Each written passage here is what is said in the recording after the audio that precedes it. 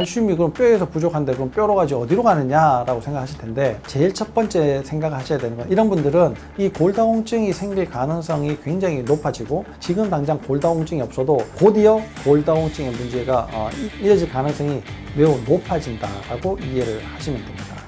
내시경도 중요하지만 다른 종류의 장 검사가 좀 필요할 수가 있습니다. 안녕하십니까, 마음 편한 유해과 김준영 원장입니다.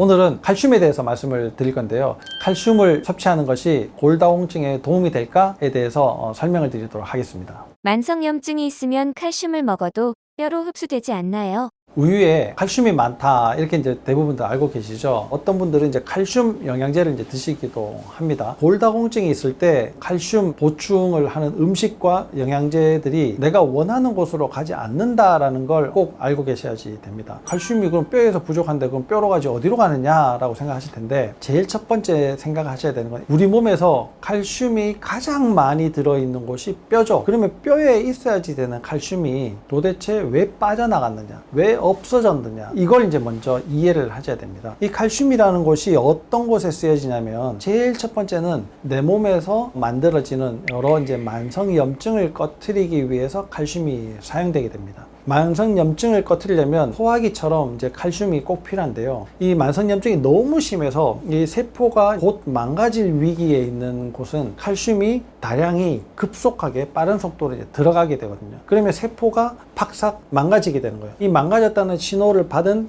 면역세포들이 그 세포를 처리를 하는 거죠. 이런 과정들이 원활하게 이루어지게 하기 위해서 만성염증에 칼슘이 이제 쓰여지게 되는 거고요. 이렇게 쓰여지면 대부분의 칼슘들은 이제 다시 돌아가야지 되는 겁니다. 그런데 너무 과다한 칼슘이 사용된 부위에서는 돌아가기가 쉽지 않고, 거기에서 이 처리를 하는 백혈구 세포도 거기에서 순직을 하게 되는 거예요. 그런 부분들이 계속 이제 쌓이다 보면 우리 몸에 칼슘 석회가 생겼어요, 이런 이제 이야기들을 많이 듣게 되실 거예요. 그게 뭐 어깨가 될 수도 있고, 뭐 콩팥이 될 수도 있고. 그런데 내가 많이 쓰여지는 관절 부분에는 그렇게 이제 눈에 띄일 정도로 석회가 이제 쌓이게 되는데요, 그렇지 않은 부분에서는 세포가 좀 더 망가져 있는 상태이긴 해도 칼슘이 그렇게 눈에 띄진 않습니다. 왜냐하면 넓게 골고루 이제 분포가 돼버리기 때문에 그런데요, 표가 나는 곳이 있어요. 그게 바로 혈관입니다. 우리가 동맥경화다 이렇게 이야기를 하죠. 우리가 제일 이제 쉽게 알아낼 수 있는 부위가 심장혈관이잖아요. 그 다음에 경동맥입니다. 그 다음에 이제 뇌혈관, 뭐 이렇게 터지면 또 막히면 우리가 이제 알아차리게 되는 거죠. 그런 부위들은 다 이름 있는 혈관들이에요. 이렇게 이름 있는 혈관에서 동맥경화가 생겼다, 그러면 모세혈관은 볼 것도 없다, 이렇게 이해를 하시면 됩니다. 근데 여기에서 더 진행을 하신 분들은요, 심장에서 혈액이 바로 뿜어져 나오는 그 대동맥, 특히 복부 대동맥에 쾌가 쌓여져 있는 분들이 많이 있습니다. 이런 분들은 벌써 이미 다른 혈관들이 많이 이제 망가졌고 만성염증들이 많았기 때문에 뼈에서 칼슘이 나왔을 가능성이 많고, 이렇게 이제 만성염증이 많으면 뼈로 칼슘이 다시 돌아갈 수가 없는 상황이어서 여기에 침착이 되는 거예요. 그러면 이제 우리 눈에 띄게 되는 건데요, 초음파를 했을 때도 발견될 수가 있고, 이제 엑스레이 사진을 찍었을 때도 이제 발견이 될 수가 있는 거죠. 이런 분들에게 만약에 골다공증이 있다 그래가지고 칼슘약을 아니면 칼슘 음식을 많이 섭취하시게 되면 어떻게 되겠습니까? 이 골다공증 약이나 골다공증 주사는 뼈가 더 이상 부서지지 않도록 만드는데 이제 효과적인 이제 약이에요. 칼슘을 조금 더 축적을 시킬 수 있도록 해주는 약은 없다, 이렇게 이제 보시면 됩니다. 골다공증 약을 먹고 주사를 맞는 것이 내 골다공증 예방에 도움이 될 건지, 아니면 만성염증을 먼저 없애는 것이 도움이 될 건지, 여러분들이 곰곰이 생각하지 않아도 그 답은 알 수 있을 거라고 생각을 합니다. 만성염증을 먼저 없애는 것이 중요하죠. 근데 만성염증이 내 몸 곳곳에 다 있을 때 골다공증이 생길 가능성이 높아지긴 하지만, 만성염증의 핵심적인 본부가 있습니다. 그게 바로 장이에요. 여러분들은 내가 이제 장은 장대로 내버려 두고 그냥 칼슘만 먹으면 도움이 될 거다라는 거는 전부 그냥 자기 생각일 뿐이다 라고 이해를 하셔야지 됩니다. 그런데 이 칼슘은 근육을 움직이는 데도 이제 많이 쓰여지게 되거든요. 근육이 쓸데없이 작용을 많이 하는 경우, 몸의 균형이 무너져 있는 사람들은 이 균형을 맞추기 위해서 평상시보다 훨씬 더 많은 양의 근육이 지속적으로 쓰여지게 됩니다. 근육이 계속 수축해 있는 상태를 유지를 하지 않으면 몸이 쓰러질 정도로 척추 배열 자체가, 또 골반의 기울기가 심하신 분들은 균형을 맞추려고 노력을 하는 이 근육의 긴장도 자체가 올라가 있고, 긴장도가 올라가 있다는 것은 근육이 계속 수축을 하고 있다는 얘기고, 수축을 하면 뭐 통증이라든지 다른 문제들도 계속 생길 수 있지만 칼슘이 지속적으로 많이 쓰여지게 됩니다. 이렇게 많이 쓰여지게 되면 쓰여져 있는 미네랄을 재활용을 하지는 못하고요, 버려지게 되거든요. 쉽게 버려지는 몸으로 만들어지게 되면 다시 칼슘이 뼈에서 뽑혀져 나와야 되고, 이게 반복이 되면서 골다공증으로 이어질 가능성도 있거든요. 그래서 몸이 여기저기 쑤신다, 조금만 움직여도 너무 피곤하다, 장 상태가 좋지 않다, 이런 분들은 이 골다공증이 생길 가능성이 굉장히 높아지고, 지금 당장 골다공증이 없어도 곧이어 골다공증의 문제가 이어질 가능성이 매우 높아진다라고 이해를 하시면 됩니다. 장 검사를 해서 골다공증의 위험을 예측할 수 있을까요? 장 검사를 통해서 이제 만성염증이 있느냐 없느냐를 확인을 해보는 방법들은, 장 검사라고 얘기하면 여러분들이 내시경을 이제 이해를 하실 거예요. 근데 내시경으로는 만성염증이 유발될 가능성이 있느냐 없느냐를 보기에는 조금 어렵습니다. 대개 이제 장에서 생기는 문제들의 염증들은 이미 진행이 많이 돼가지고 문제가 좀 심각해진 상황들을 이제 알아차릴 수가 있는 거죠. 제가 이야기하고 있는 만성염증의 수준 단계를 훨씬 더 넘어선 그런 상황이다, 이렇게 이해를 하시면 되는데, 여기에 만성염증이 내시경에서 발견됐어요. 만성 위축성 위염이 있어요. 장상피 화생이 발견됐어요. 이런 위내시경 상에서 이렇게 문제들을 발견된 경우에는 점막 상태가 상당히 불량하고 매우 얇아져 있고 장세포도 많이 망가져 있다, 이렇게 이해를 하시면 되고요. 대장 내시경을 했는데 뭐 염증이 많아요, 아니면은 뭐 궤양이 있어요, 궤양성 염증성 대장이 있어요, 용종이 있어요, 선종을 떼냈어요, 뭐 대장암이라고 해요, 뭐 이런 부분들의 문제들을 가지고 있다, 이런 분들도 마찬가지로 점막 상태가 매우 불량한 상태다, 이렇게 이해를 하시면 됩니다. 점막이 얇아져 있는 그런 상황이 만들어지는 것은 장내 환경이 나쁘기 때문이고, 장내 환경이 나빠진 상태가 계속 유지되면서 점막이 회복이 잘 안 되고 오래되게 되면 여러 문제들로 이제 번지게 되는 거죠.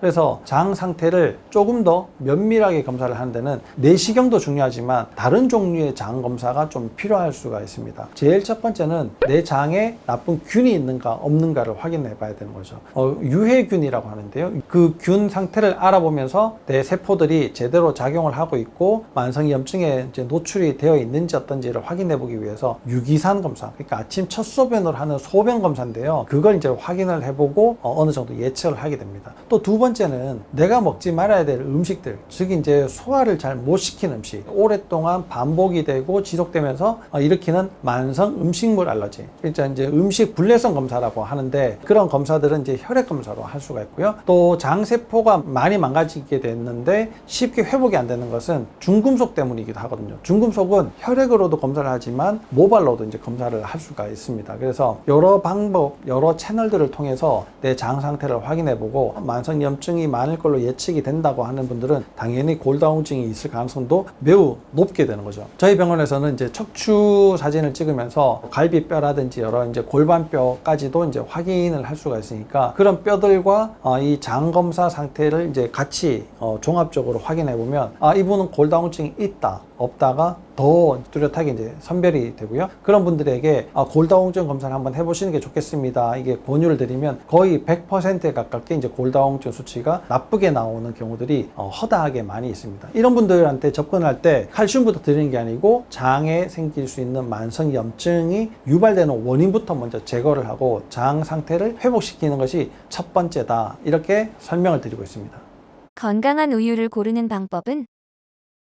덜 가공되어 있는 우유를 드시는 것이 가장 좋습니다. 막잔 소젖이 제일 좋겠죠. 가공이 전혀 안 돼 있으니까요. 실제로 여러 가지 영양 성분들을 파괴하지 않으면서 살균 효과가 있는 좋은 요법들을 많이 이제 사용을 하죠. 그런 우유를 선택을 하시는데 내가 여기에 조금 더 건강을 생각을 해서 저지방으로 먹겠다라고 이제 생각을 하시는 분들도 있어요. 저지방 우유가 한편 듣기로는 더 좋은 음식 같죠. 왜냐하면 지방을 먹지 말라라는 이야기들을 하도 많이 들었기 때문에 우유에서조차도 지방을 적게 먹으면 건강에 더 좋을 거라고 이제 생각을 하지만 생우유에서 한 번 더 가공을 해야지만 지방을 추출해낼 수 있어요. 이 추출해내는 과정 중에 화학약품들을 쓰게 되는 거죠.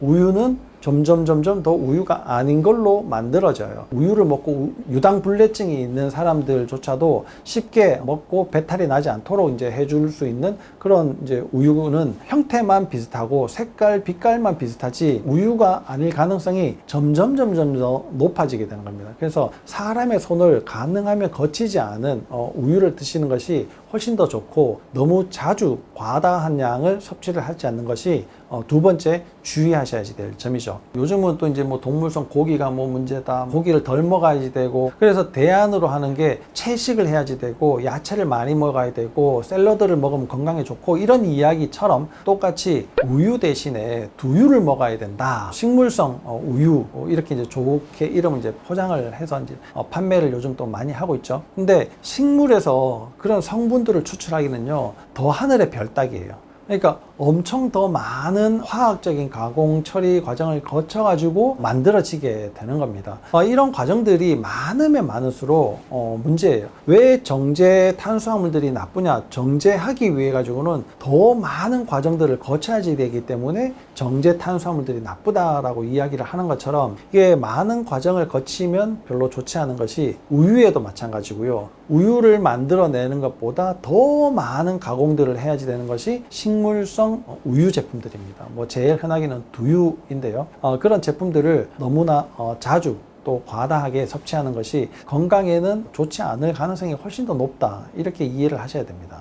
만성염증과 칼슘은 뭐 뗄래야 뗄 수가 없는 관계입니다. 요즘은 이제 나이가 조금만 들어도 쉽게 골다공증이 생기게 되고, 장 상태가 조금만 좋지 않아도 골다공증으로 이어질 가능성들이 매우 많이 있거든요. 그래서 골다공증이야, 내가 골다공증 약을 먹어야 되겠네, 주사를 맞아야 되겠네, 뭐 칼슘 영양제를 먹어야 되겠네, 이렇게 생각하시기 전에 놓쳤던 부분, 그러니까 장 건강이 어떤지 한번 되돌아보시고 장 건강을 회복하셔가지고 골다공증뿐만 아니라 내 몸 전체의 건강을 유지를 하는데 조금 더 도움이 되시기를 바라면서 오늘 영상을 마치도록 하겠습니다. 다음에도 좋은 내용으로 여러분들 찾아뵙도록 하겠습니다. 감사합니다.